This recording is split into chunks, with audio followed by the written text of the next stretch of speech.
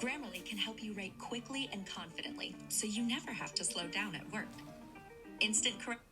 YouTube TV is my #1 pick for first-time cord cutters, and in today's video, I'm going to explain why and help you decide if it's right for you. Hey, it's Michael. Welcome to the channel, and the most popular article I've ever written was a YouTube TV review for Clark Howard's website.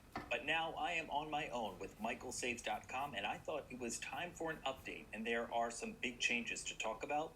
So let's get right to it. The 7 things you need to know before you sign up for YouTube TV.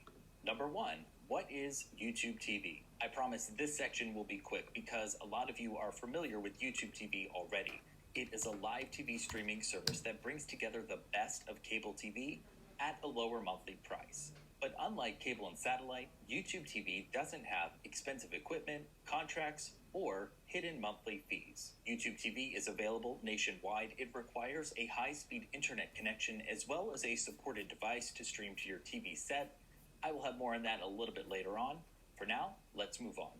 And we're moving on to number 2. How much does YouTube TV cost? So let's get into this. YouTube TV costs $65 a month as of this recording, and that is for the base plan.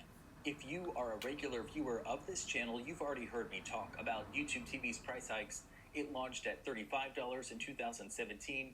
Then it went to $40. The next price increase brought it to $50, and in 2020, it increased to $65 a month.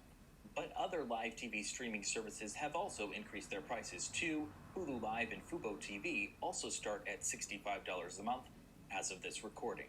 $65 is for the